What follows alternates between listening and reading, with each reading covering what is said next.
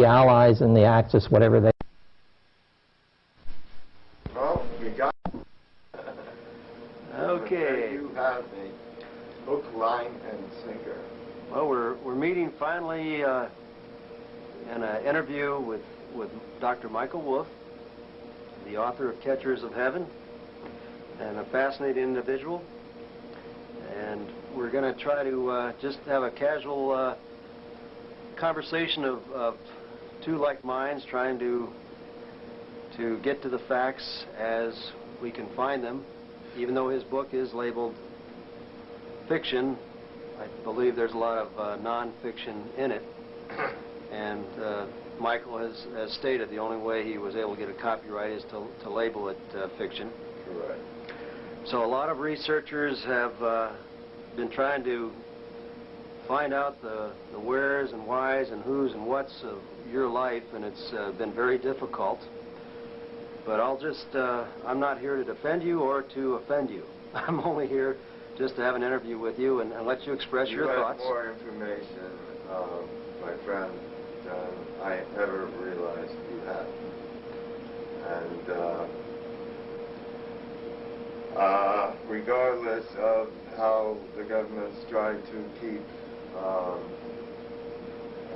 my work secret, you have very secret, above top secret, to an umbra ultra level. You've penetrated some areas which have shocked me. And I don't shock easy after all I've seen. And you really have shocked me, because I did not know that you had access to the information you have. Well, it took a lot of digging, but I guess the first point, Michael, and a lot of people want to ask is, how did you get selected for the high-level assignments that you were involved in, which I have been able to confirm from my sources that you did work at Area 51 as a consultant, possibly S4, possibly from June of 1972 to June of 1977. I'm not asking you to shake your head yes or no whether these facts are accurate. But I'm not shaking outside. But I have been able to confirm that bit of information. I know your educational background. Your educational background has been hard to check out, and that can be explained several ways. Many people have been recruited from high school on up into the early years in college, but the government does search out people with high-level IQ abilities. Yeah, especially when their IQ jumps dramatically in the midst of a nasty divorce in the family. So it's possible that they do sponsor people. Me since I was a child, because mainly of my ETI contact. That was the first qualification. And then I think maybe they had a hand in directing some of my education. Now, I've talked to your brother, and he confirms, you know, regarding your personal life and such, and a UFO ET encounter you both had when you were young boys, and he stated after the encounter you were not quite the same, and then you actually started working on cancer research in laboratories with government scientists. I began trying to establish a link in the early 50s. I was born July 4th, 1941. And in my book, it's been pointed out to me by several scientists with very, very high level clearances that the first retrieval was really in 1941, not 1948, regardless of what the so-called ufological community says and argues within themselves. I mean, the government loves them to argue and debate because it keeps them from a frontal assault on the government for the truth. Well, you said 1948. Did you mean 1947? 41. Well, I mean as far as the... The same year I was born was the first retrieval. You know, as far as the United States.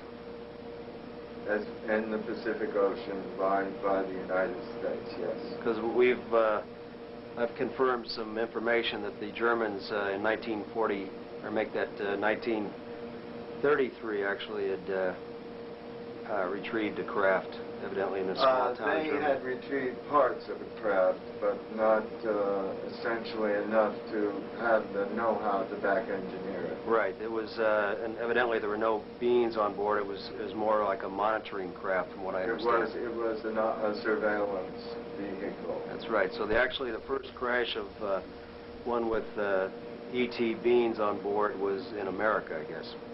Well, in the Pacific, Mm-hmm. in American war space, so to speak, in the theater of the Pacific War. Now, I have been able to definitely get confirmation that you have at least a BS and a master's degree in some high-level areas. And I know the government, like with Bob Lazar, there are ways to erase your educational records, or especially if they were government-sponsored programs for unusual people like yourself. And so it's hard sometimes to back up your story. But the point is, there's a lot of high-profile messages you're trying to get across in your book, even though it is labeled fiction. And I think a lot of the points in there, and there's, if you read between the lines, there's a lot of secret information, and definitely the information on cloning and some other black projects seem to check out. My first copyright being 1993, a lot has come out that I have not predicted, but said has already been done. I know because I was involved in it. Now, like I was saying, I've got confirmation that you do have a BS and a master's in biogenetic research and research in electromagnetic influences on living organisms. So that's some very unusual degrees right there, but also that you're... These were followed by PhDs and then two dissertations, which had to be classified. Right. Well, that checks out. But you said, you were talking about some very specific... Well, one of the main reasons, evidently... I have never spoken of. Well, I found out one of the main reasons you were brought into the research projects was your expertise in chemistry and botany regarding checking out the chemical analysis of some materials not from around Earth. Can you talk about any of that, or is that too classified? You have found out some very startling information. As a matter of fact, before we began this interview, I hadn't had a cigarette. I was so shook up by what you told me.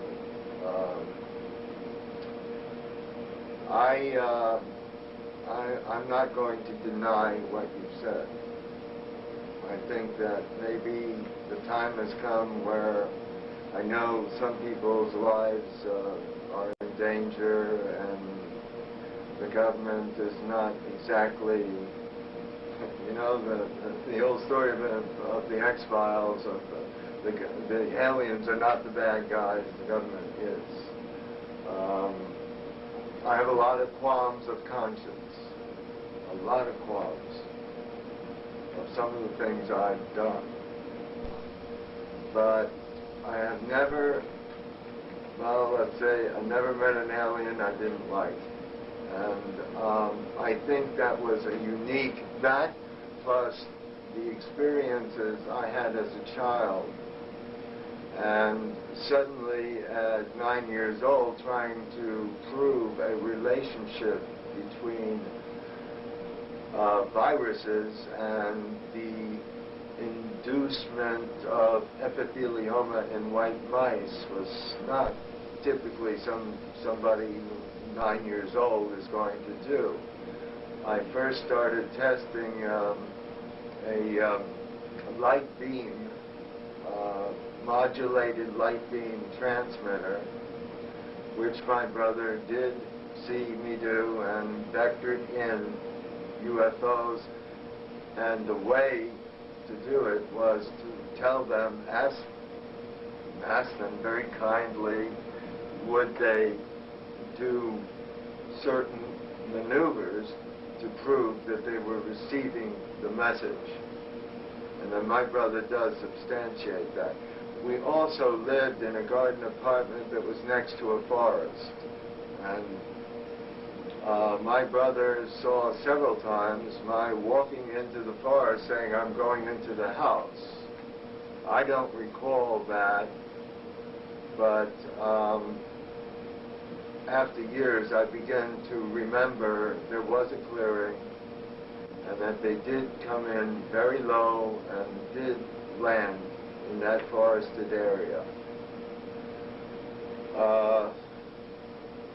My brother even saw them, so he does support my contentions.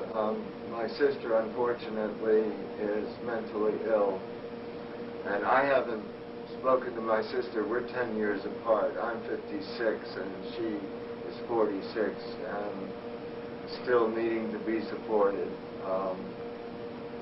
Tragically, I'm very sad about her.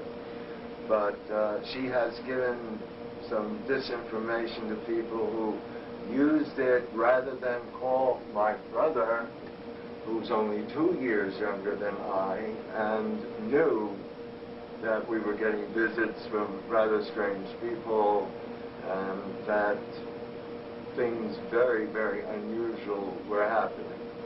Let me ask you, but if you, now, what were the things that I didn't deny here again specifically?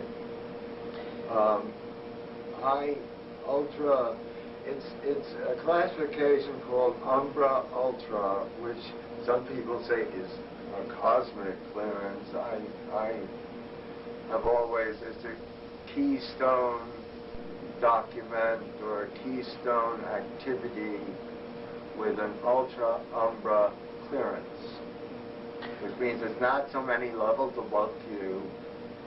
I only was aware of 7 levels above Q, and I was given, as time passed, access more and more to what I had already had experienced, and that is contact with ETI and their technology. The bioluminescence project, you refer to plants. That's for bioluminescence. And we found that the so-called living conveyances that, you know, the films from Mexico and many of these things have shown that these conveyances can split into 1 piece, into 2, into 3, into 4, and then reform. It's a living conveyance. It's organic material. now is it... And that's why I was brought in on bioluminescence and botany, because there is, and also salicylates, silica. As a matter of fact, I call computers my silicone soulmates, because silicone is a basis of life elsewhere. Where did you get such a background in botany and chemistry? Ding, ding, ding. I did study a lot more botany in pre-med,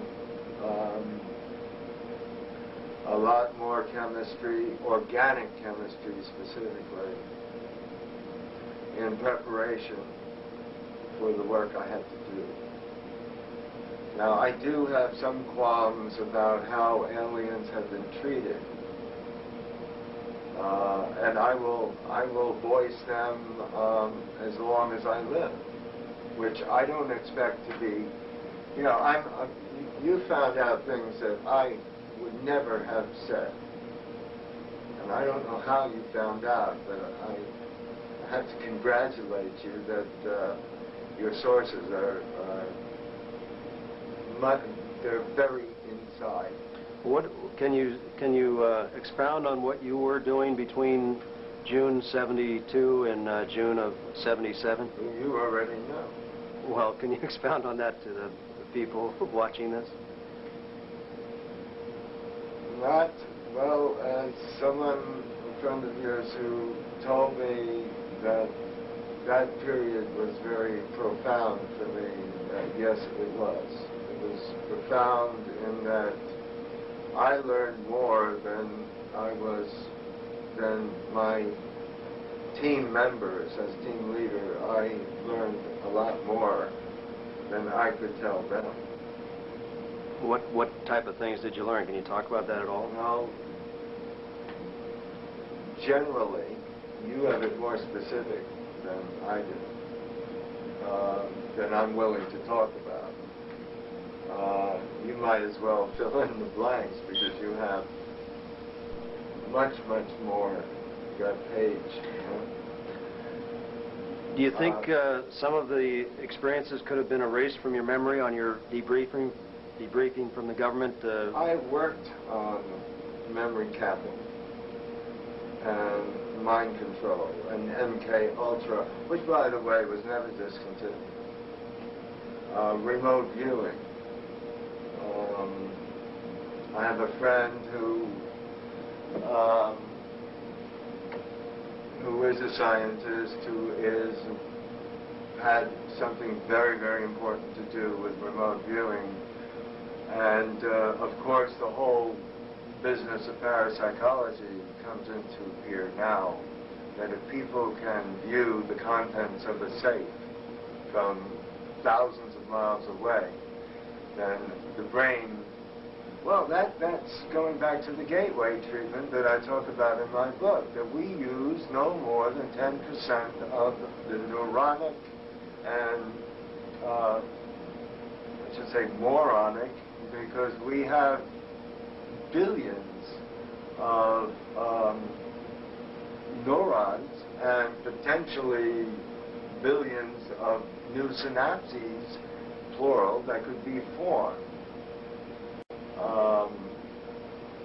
And I have never given this to the government, but there is a way of opening the brain up to stimulating these neurons so that we could use, I mean, even 15–20% of the brain would make us gigantic.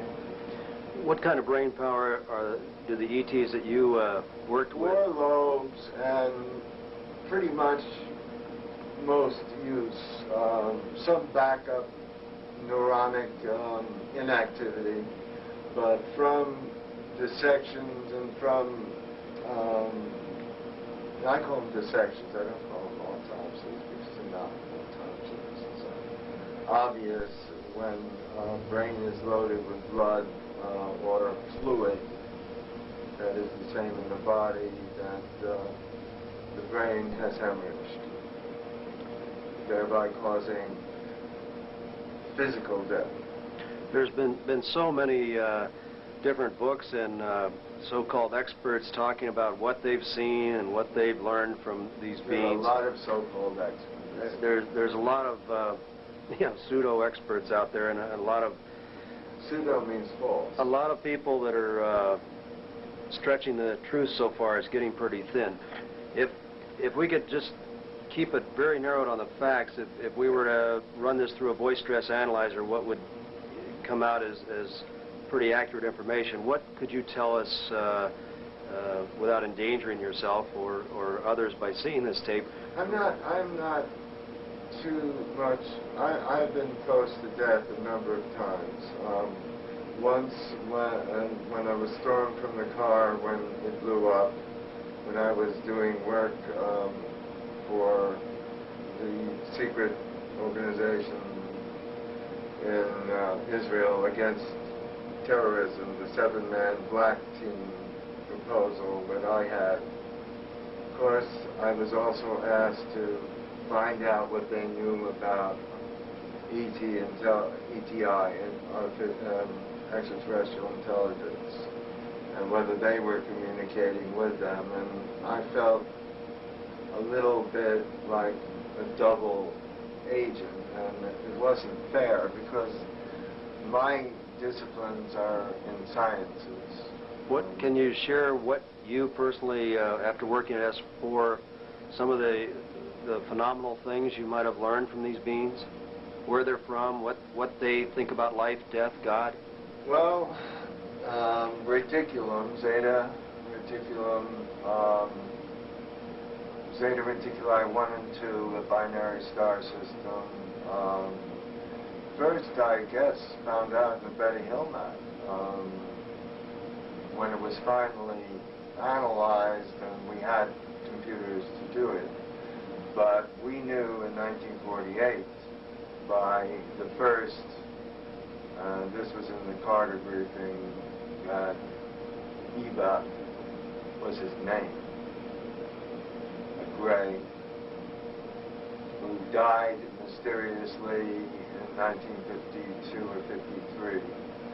However, we communicated with him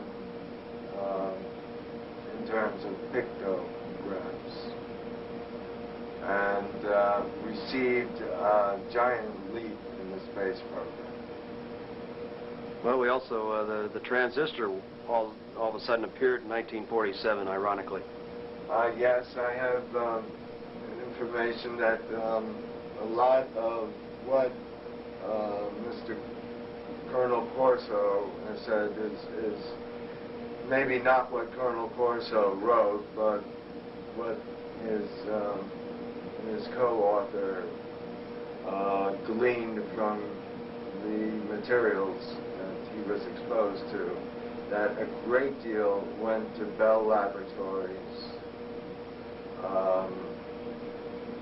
things that the transistor, the light-emitting diode, conductivity, and not the superconductivity that we're striving for, that we happen to have in the back room, but superconductivity in terms of the production, all of a sudden, of personal computers. The miniaturization of these computers was unbelievable. I mean, and I was pre-personal computer. In 1979, I worked on a system called B7A, which the government promptly took away from me when I finished it. And it had cognition. Now, getting back to some of the things we've learned from these beings other than just where they came from, do you know what their psychological makeup is, what their motive is? We learned that they are in the sort, they're scientists and anthropologists too, and they've been spending, like our anthropologists can spend their whole lifetime studying a civilization in the Amazon rainforest if they haven't been burned out yet. That's something that gets me very angry, that 50 acres a minute are being burned of the Amazon rainforest, which incidentally supplies 60% of the world's oxygen. The World Bank, and an ex-friend, Frank Carlucci, used to be Secretary of Defense, now is working at the World Bank. And the World Bank, I don't know whether Frank's involved, but the World Bank now is financing the burning of the Amazon rainforest. By the way, the yew tree from the Amazon rainforest, first to go when burning, has a cure for ovarian cancer. Did these beings talk about much of what the future is for Earth? Have they shared that with our scientists? They have. They're sharing it with lots of people, and that is that we have the ability to determine our future. It's not written in stone, that we can change, that we are in a process of changing now, and that in this universe everything is connected. One event, for example, the Hiroshima bomb, could affect millions of cultures in the galaxy alone. Negative energy is part of the unified field theory. There's no simplification of the unified field theory. There are people now that are talking about time as a force. Of course, now, Carl Sagan and other famous scientists have, and I don't know what Stephen Hawking, a physicist, would comment on your book or your research, but of course they said the life is out there, but they could never get here. What did you learn from working at S4 regarding how they're getting here? They obviously got here, and they got here by a process known as warping time and space, which is an oversimplistic, unfortunately, and it's not exactly the Bob Lazar story, and it's not exactly, I mean, this is science of the future. There is energy in space. In my book, I said that the ETI told me that the void is filled, not empty. Now that seems like a contradiction, but what it means is that there's energy in space that can be tapped. One scientist, or he and his colleagues, call it zero-point energy. Mr. Lazar doesn't believe in zero-point energy. However, I do. And I know that it has to do with a white hole, black hole scenario of being able to get from either a point in the galaxy to another point in the galaxy, or beyond from one galaxy to another. And it is not a question of time and acceleration and the speed of light.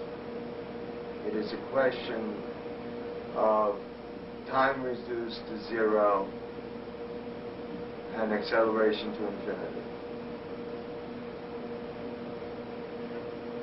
Now, there are a lot of books on hyperspace and how this can be done.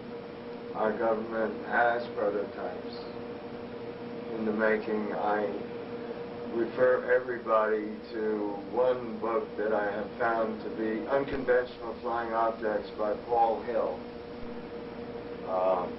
which a friend of mine, a scientist friend of mine, kindred spirit friend of mine, wrote a review of it, and found that there's a reason there's a plasma type energy field around these objects, and that's why tree branches are burned off or broken off, and it rattles some roofs if it's close enough. But that's not only a surrounding energy, but it's a consequence of the energy produced by the craft itself. Now, I can't speak in deliberate, like, how we build one, because then, I mean, you have more information on what I did than I have ever provided in the book.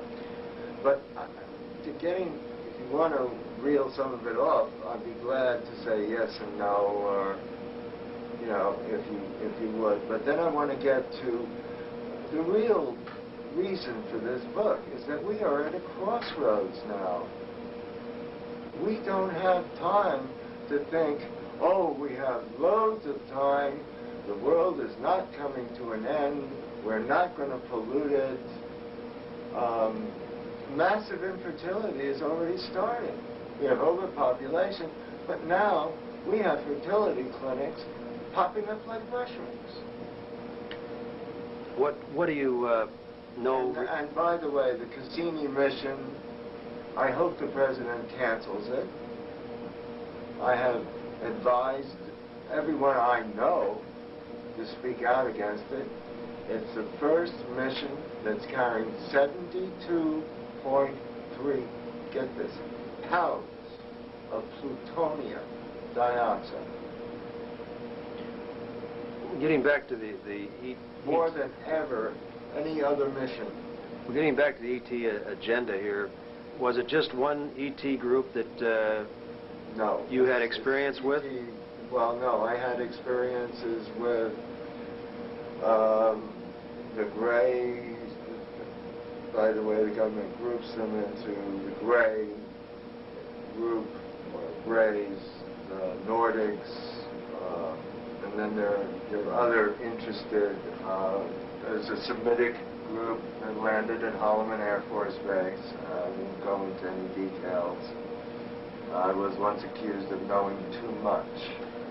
I don't know how one knows too much. What is the full agenda on the abduction scenario? Do you know that?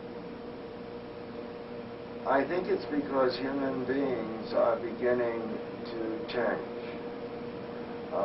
We are evolving. Our minds and consciousness are evolving. Book editors say people are looking for new spiritual roots.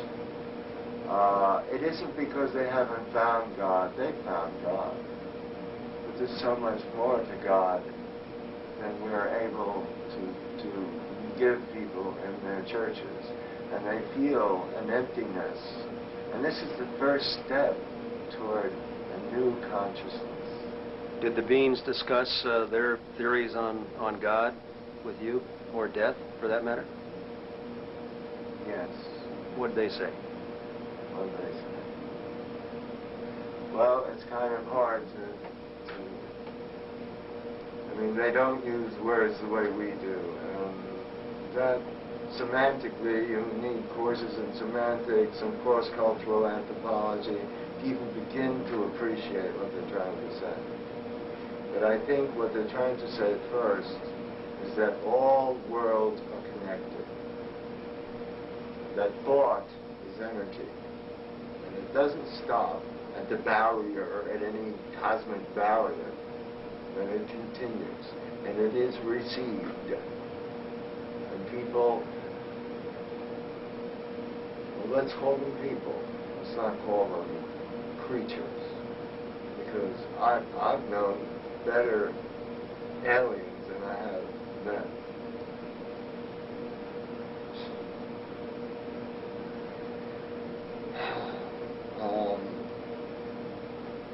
I'm trying to get to what basically the book is about. It's about love and something that we can't do without, and that's hope.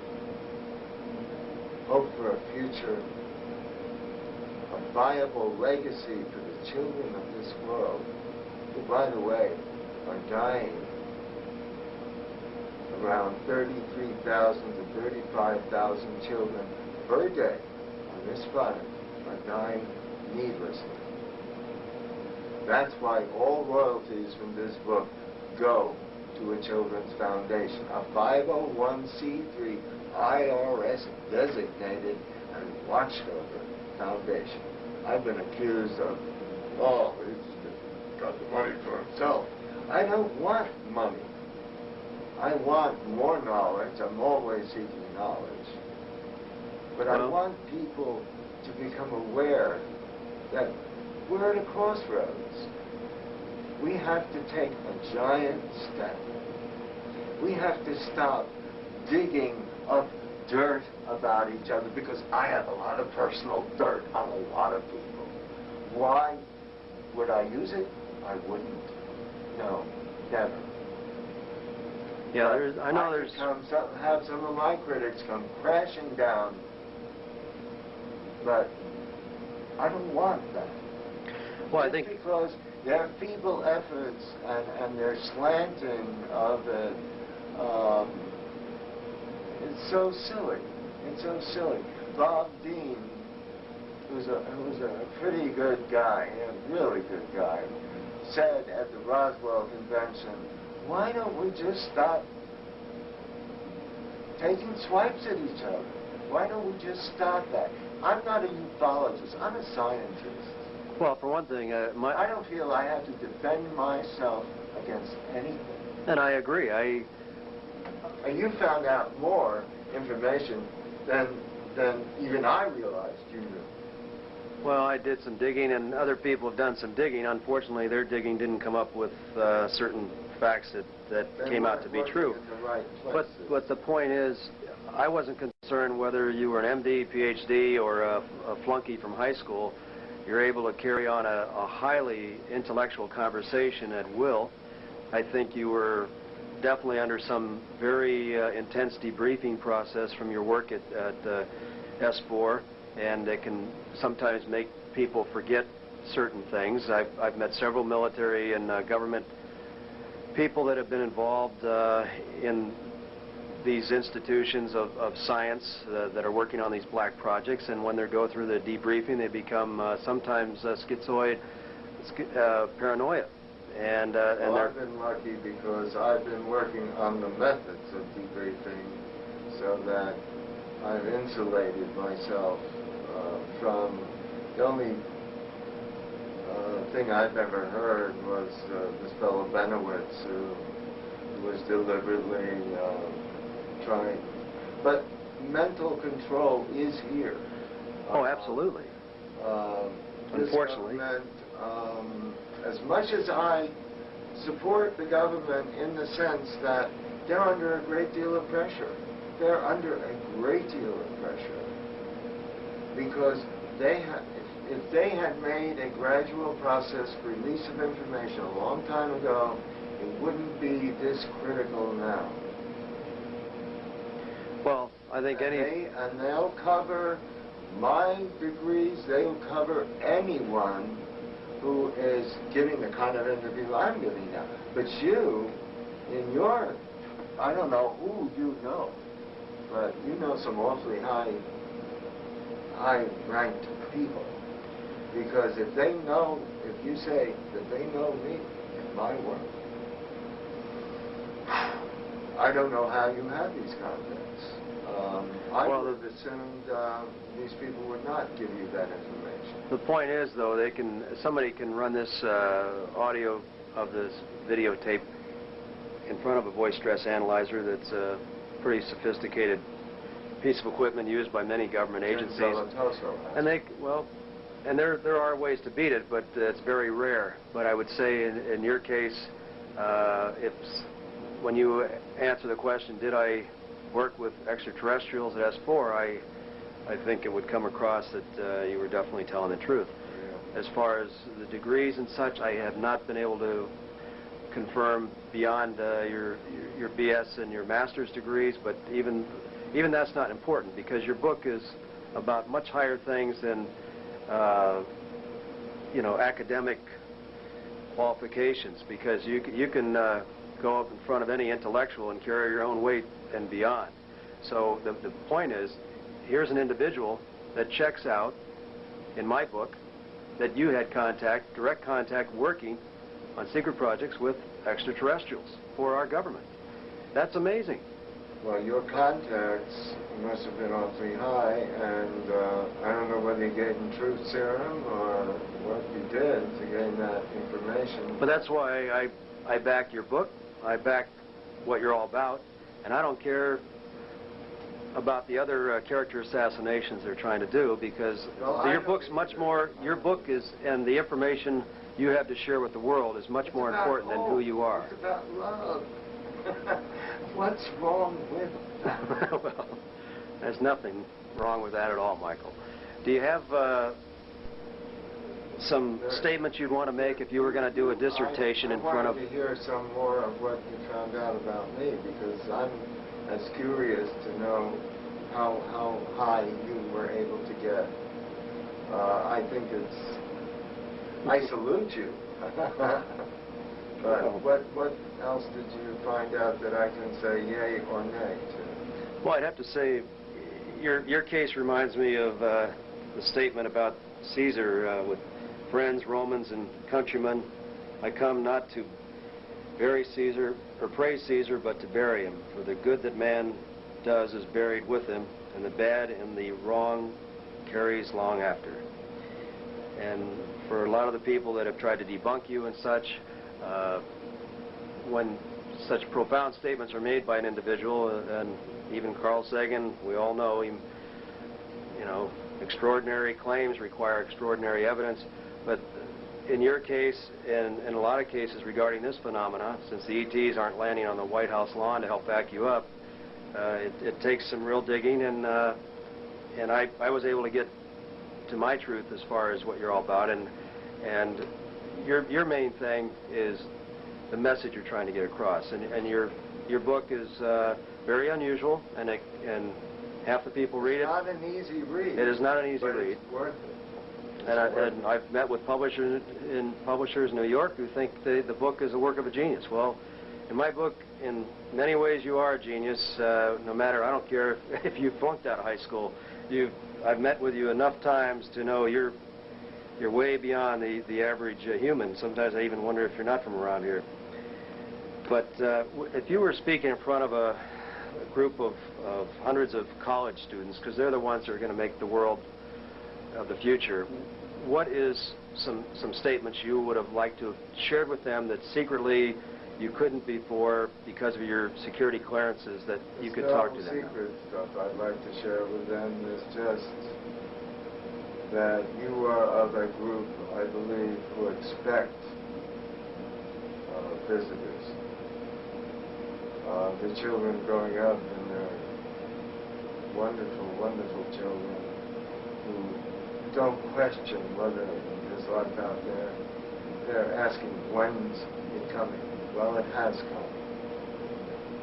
And very soon, all of this is going to be somewhat academic. I'm afraid that a lot of what one person called the noisy negativists that he finds difficult to deal with is a noisy negativist himself.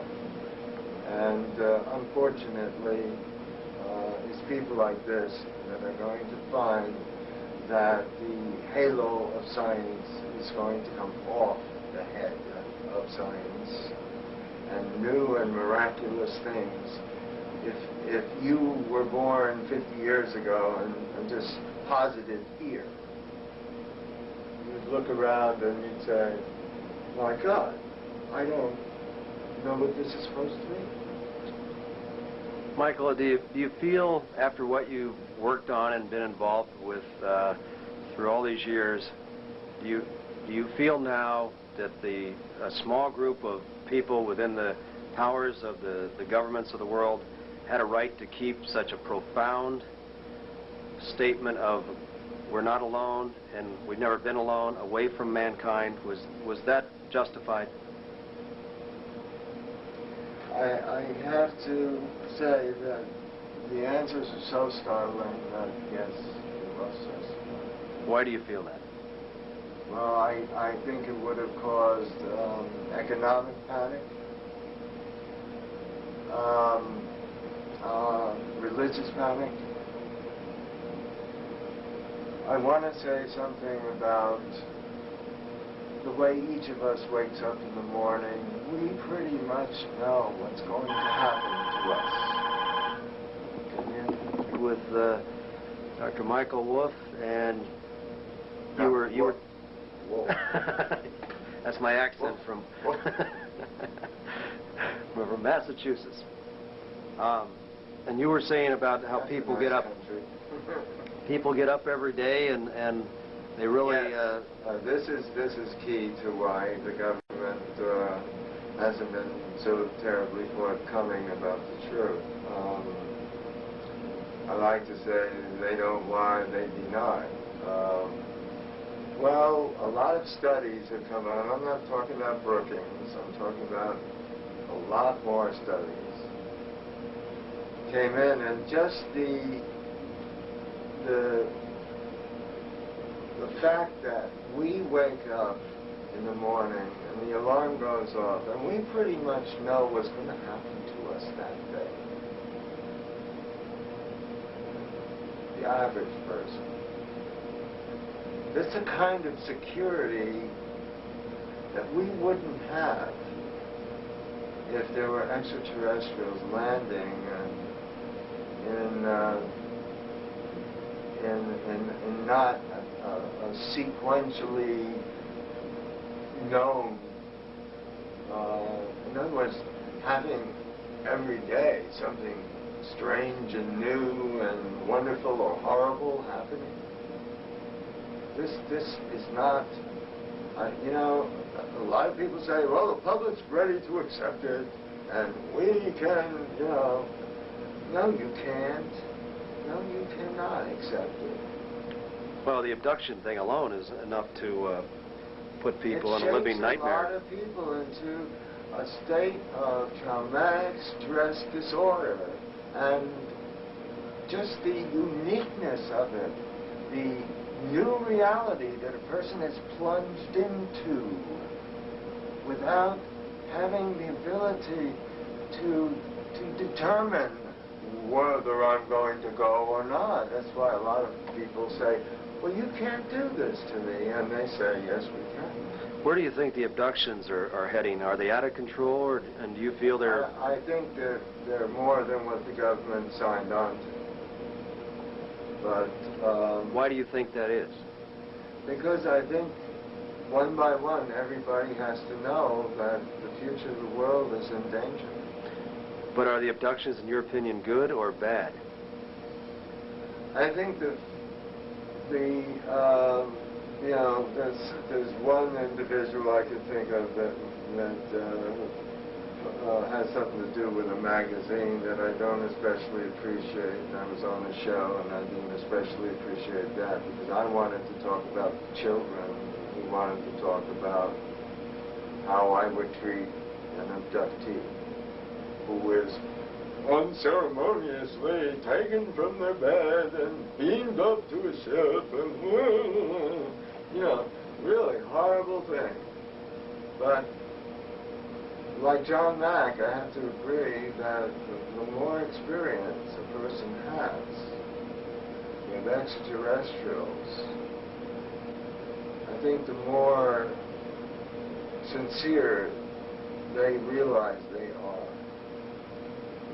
And the more they care about what's happening, that, if anything, the government's much more dangerous to people than the actual aliens that they have experiences with. I prefer the word experience to abduction. Can you expound much on the cloning processes that you were privy to? No, I cannot. Okay. Except the fact is that way before Dolly or anyone else,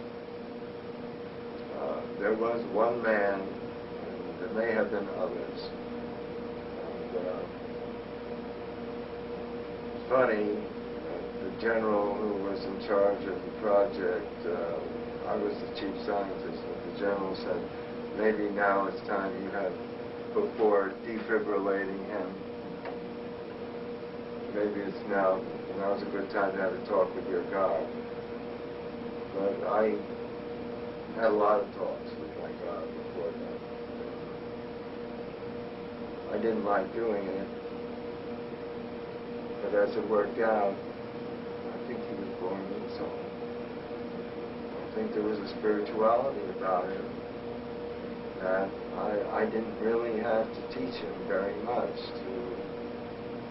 for him to develop a sense of life is sacred, life is special, life is unique, and life is not to destroy. No one has the power, or should have the power, to take another life, especially an innocent one. Speaking of life on this planet, the ETs, I don't know if you were privy to the government's UFO Bible, but I take it you probably were. Since they can manipulate time, they obviously can tell what the future is, even though there's a free will factor involved there. But very much involved. They wouldn't be going to all the trouble of trying to discuss the future with people if there was just a no possibility of a future, that everything is written in stone, and that destiny is going to carry us toward one road, one entrance to one tunnel only. Of course, a lot of speculation is that the Zetas are trying to move here, and they want to try to get... I think of all the planets in the galaxy, there's so many other that probably would, well, the speculation they want to move here? No. Well, they're in a lot of, working in a lot of underground tunnel systems. As requested. As requested. Can you talk any about the treaties that we worked out with these entities? No, I can't, except to say that they weren't constitutionally ratified by the Senate. Do you feel the ETs are breaking some of the components of the treaty? No. No, even though the all. abductions seem to we be... We have, by our mistreatment of them and by trying to shoot them down, because it's so highly compartmentalized, that you have some that want to establish better diplomatic relations, and there are those with the top-heavy militarily who want to bring them down. With the weapons they developed were SDI, which was pretty much given us. What about the assessment that Bob Dean always talks about? Were you privy to that assessment also? Yes, I was. So the information... When I saw that 5 minutes on a tape that I get from an agency, I get plenty of videotapes. And when I saw that he was just on for 5 minutes, I said, geez, you know, that guy's talking about something I read. So Bob Dean's totally on the level? I think so, yes. Yeah, he's definitely a good researcher also. And again, I'd like to remind everyone who hears this that at Roswell he said, isn't it time that we stopped attacking each other and presented a united front with the truth? Maybe then the government would say people are growing up enough for this process for release of information. Did you look through? Here he comes.